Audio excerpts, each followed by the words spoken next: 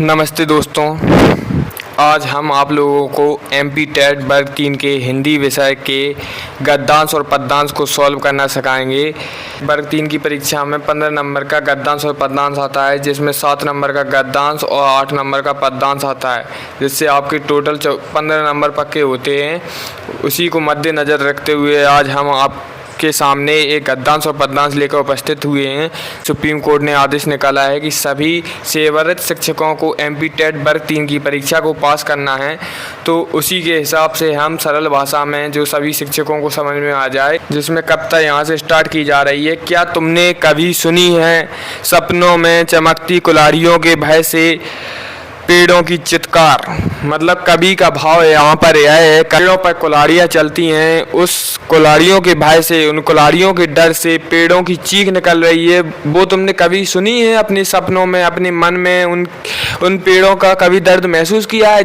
इसी को लेकर कवि आगे कहता है, कुल्हाड़ियों के बार सहते किसी पेड़ की हिलती टहनियों में दिखाई पड़े हैं तुम्हें, बचाव के लिए पुकारते हजारों हजार हाथ। तो कवि कहना चाहता है यहाँ पर, पेड़ों पर कुल्हाड़ियाँ चल रही हैं, पेड़ मदद के लिए पुकार कर रहे हैं, वो कह रहे हैं कि हमें बचा लो, लेकिन कोई भी मनुष्य आपकी मदद के लिए नहीं आते हैं और उन पर बराबर कुल्हाड़ियों का प्रहार करते रहते हैं, जिससे प्रकृति को नुकसान हो रहा है। उसी को लेकर कवि आगे कहता है, क्या होती है तुम्हारे भीतर धमस, कटकर गिरता है पल कोई पेड़ धरती पर। मतलब क्या तुम्हारे मन में कभी दुख या कभी कोई कंपन या कभी कोई आवाज आई है तुम्हारे लिए उन पेड़ों के प्रति जो पेड़ गिर रहे हैं कटकर? उसी को लेकर कभी आगे कहता है, सुना है कभी रात के सन्नाटे में अंधेरे से मुंह ढांप किस कदर रोती हैं नदियाँ, जो नदियों पर प्रहार हो रहे हैं, जो नदियों में कचरा डाला जा रहा है और डेड बॉडी डाली जा रही हैं, जिससे नदियां प्रदूषित हो रही हैं। ऐसी को लेकर कवि आगे लिखता है, इस घाट अपने कपड़े और मवेशी धोते, सोचा है कभी कि उस घाट पी रहा होगा कोई प्यासा पानी, या कोई स्त्री चढ़ा रही होगी किसी देवता को अर्घ।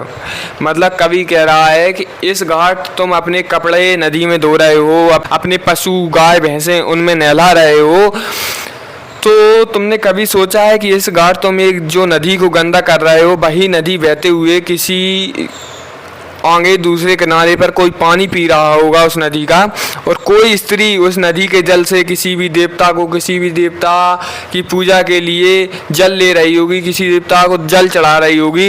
अब यहाँ पे इतना ही पैसेज था, अब आपको समझ में आ गया होगा। तो चलिए इसके प्रश्न और उत्तर सॉल्व करते हैं।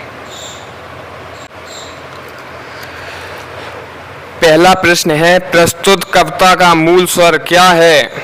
तो पहला ऑप्शन है पर्यावरण संकट, दूसरा है मानव को महानता, तीसरा है विलुप्त प्रजातियां, चौथा है आज़ादी। तो बताइए यहाँ पर क्या इसका सही आंसर क्या हो सकता है? इस काव्यांश में कवि ने किसके बारे में बात की है? क्या कवि ने पर्यावरण के बारे में बात की है, क्या कवि ने मानव के बारे में बात की है, कि विलुप्त प्रजातियों के बारे में बात की है, या आज़ादियों के बारे में बातचीत की है कवि ने? तो बताइए, कवि ने पर्यावरण संकट के बारे में बातचीत की है, इससे उसका सही आंसर क्या हो जाएगा? पर्यावरण संकट। नदियों और पेड़ों के बारे में बातचीत की है कवि ने। दूसरा प्रश्न यहाँ पर है, कुल्हाड़ियों का भार कौन सहता है? वृक्ष, वन, डाली या पुष्प? तो यहाँ पे पेड़ सहते हैं। कौन सहता है कुल्हाड़ियों का भार? पेड़ का पर्यायवाची क्या होता है? वृक्ष। वृक्ष का मतलब पेड़ का ही पर्यायवाची वृक्ष है। तो यहाँ पे सही उत्तर क्या हो जाएगा आपके हिसाब से? यहाँ पे सही उत्तर हो जाएगा वृक्ष इसका सही उत्तर होगा। चलिए अब अगले प्रश्न पर चलते हैं। अगला प्रश्न यह है, पी रहा होगा, इसमें कौन सा क्रिया शब्द है? क्रिया क्या होता है? क्रिया वे शब्द होते हैं इसमें कोई कार्य अपन करते हैं, जैसे कि खाना, पीना, नहाना, धोना, सोना, जागना। ये सब क्रियाएं हैं जो अपन लोग दैनिक कार्य करते रहते हैं, उनको उन सभी चीज़ों को क्या कहते हैं? क्रिया कहते हैं। तो इनमें से कौन सा शब्द है जिसके आगे ना लग सकता है? तो बताइए, पी के आगे लग सकता है, पीना मतलब पानी पीना। तो यहाँ पे सही क्रिया क्या हो जाएगी? पी मतलब चौथा ऑप्शन यहाँ पे सही हो जाएगा। पी का क्रिया रूप क्या होगा? पी का क्रिया रूप पीना। जो अगला प्रश्न है, उपयुक्त पंक्तियों के संदर्भ में धमस का अर्थ क्या है?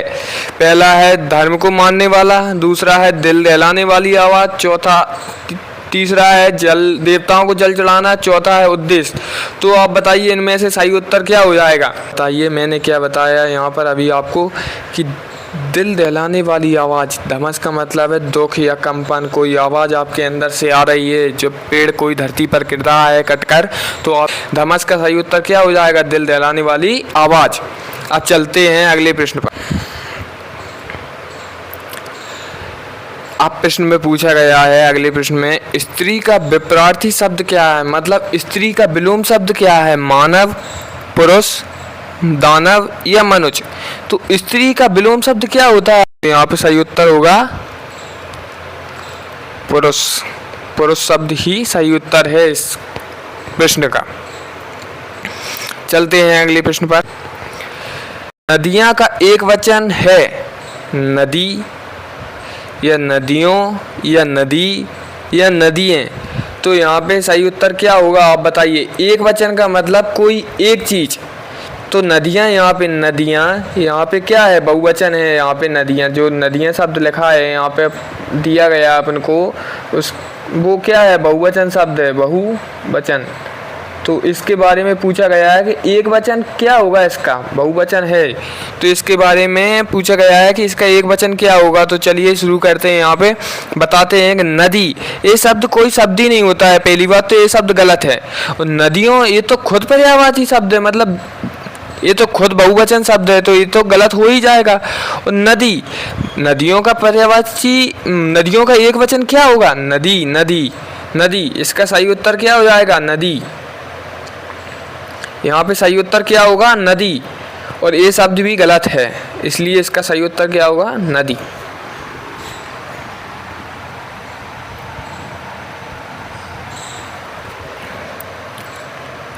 नदियाँ का प्रश्न में पूछा गया है, नदियाँ का एक वचन है, वचन है। एक कौन सा शब्द है? बहुवचन।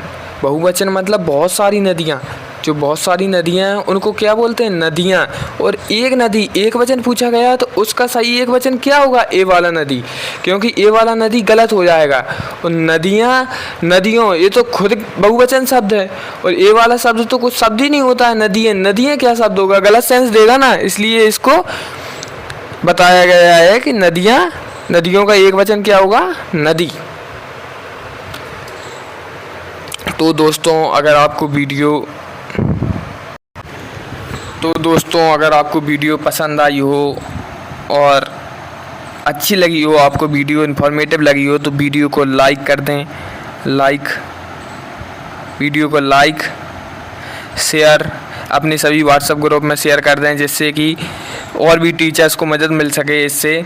और चैनल को सब्सक्राइब करके रखें, क्योंकि अब हम आपके लिए इन्फॉर्मेटिव वीडियो ऐसे ही लाते रहेंगे, जिससे आपकी टेट परीक्षा में बहुत ज़्यादा मदद मिल सके। ये तीनों चीज़ें आपको करके रखनी है, जिससे हमको भी मोटिवेशन मिलता रहे और आपके लिए हम अच्छा कंटेंट बनाकर ला सकें। तो तैयार रहें अगली वीडियो के लिए। बहुत बहुत धन्यवाद, और ज़रूर कमेंट करके बताएं कि वीडियो में आपको कैसा लगा।